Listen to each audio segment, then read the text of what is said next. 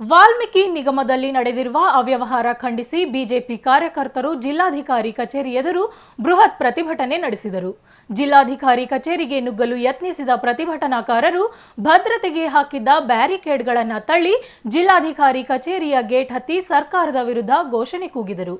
ಕೂಡಲೇ ಪೊಲೀಸರು ಪ್ರತಿಭಟನಾಕಾರರ ಮನವೊಲಿಸಿ ಪರಿಸ್ಥಿತಿ ತಿಳಿಗೊಳಿಸಿದರು.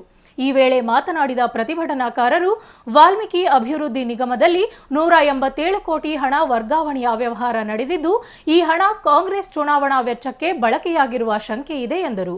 ನಿಗಮದ ಎಂಡಿ ಪದ್ಮನಾಭ್ ವ್ಯವಹಾರದಲ್ಲಿ ತನ್ನ ಸಹಿಯನ್ನ ಫೋರ್ಜರಿ ಮಾಡಲಾಗಿದೆ ಎನ್ನುತ್ತಿದ್ದಾರೆ. ಈ ಬಗ್ಗೆ ಸಮಗ್ರ ತನಿಖೆ ನಡೆಸಬೇಕು.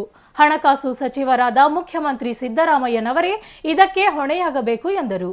ಪರಿಶಿಷ್ಟ ಪಂಗಡದವರ ಕಲ್ಯಾಣಕ್ಕೆ ಬಿಡುಗಡೆಯಾದ ಹಣದ ವ್ಯವಹಾರ ನಡೆಸಿ ಕಾಂಗ್ರೆಸ್ ಸರ್ಕಾರ ಪರಿಶಿಷ್ಟ ಪಂಗಡಕ್ಕೆ ದ್ರೋಹ ಮಾಡಿದೆ ಎಂದರು. ಭಾರತ್ ಮಾತಾ ಕಿ ಯಾತಕ್ಕಾಗಿ ಹೋರಾಟ, ಯಾತಕ್ಕಾಗಿ ಹೋರಾಟ.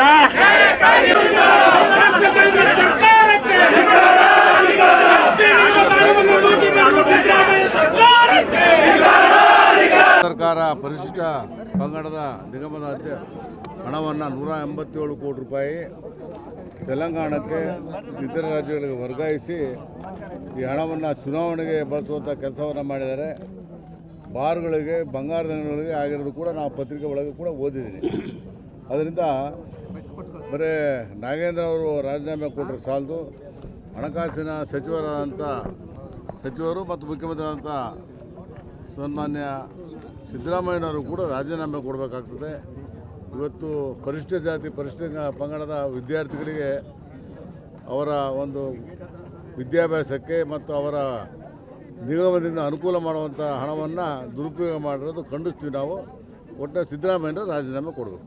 ರಾಜ್ಯ ಭಾರತೀಯ ಜನತಾ ಪಾರ್ಟಿ ವತಿಯಿಂದ ರಾಜ್ಯದ ಎಲ್ಲ ಜಿಲ್ಲೆಗಳ ಜಿಲ್ಲಾಧಿಕಾರಿಗಳ ಕಚೇರಿಗೆ ಮುತ್ತಿಗೆ ಹಾಕಬೇಕು ಅಂತ ಹೇಳಿ ಈಗಾಗಲೇ ರಾಜ್ಯಾಧ್ಯಕ್ಷರು ಆದೇಶ ಮಾಡಿದರು. ಅದರ ಪ್ರಕಾರ ಇಡೀ ಕರ್ನಾಟಕ ರಾಜ್ಯದಲ್ಲಿ ಎಲ್ಲ ಜಿಲ್ಲೆಯ ಜಿಲ್ಲಾಧಿಕಾರಿ ಕಚೇರಿಗೆ ಮುತ್ತಿಗೆ ಹಾಕಿದ್ದಾರೆ.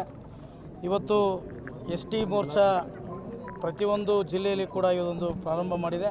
ಇದು ಇಷ್ಟಕ್ಕೆ ನಿಲ್ಲೋದಿಲ್ಲ. ಯಾಕಂತ ಹೇಳಿದರೆ ಇವತ್ತು ಇದು ಹಣ ನಾಯಕ ಸಮಾಜಕ್ಕೆ ಮಾಡಿರ್ತಕ್ಕಂಥ ಅನ್ಯಾಯ, ಜೊತೆಗೆ ಮಹರ್ಷಿ ವಾಲ್ಮೀಕಿಯವರಿಗೆ ಮಾಡಿರ್ತಕ್ಕಂಥ ಅನ್ಯಾಯ. ಇವತ್ತೇನು ಅವರು ಹಣವನ್ನು ಲೂಟಿ ಮಾಡೋಕ್ಕೆ ಹೊರಟಿದ್ದಾರೆ, ಅದು ಬಡವರ ಹಣ.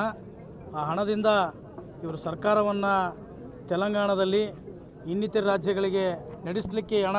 ಆದರೆ ರಾಜ್ಯದಲ್ಲಿ ಅತಿ ಹೆಚ್ಚು ಈ ರಾಷ್ಟ್ರದಲ್ಲಿ ಕರ್ನಾಟಕ ಸರ್ಕಾರ ಯಾವಾಗಲೂ ಕೂಡ ಹೆಚ್ಚು ಆದಾಯ ಕೊಡ್ತಕ್ಕಂಥ ರಾಜ್ಯ ಅಂದರೆ ಕರ್ನಾಟಕ.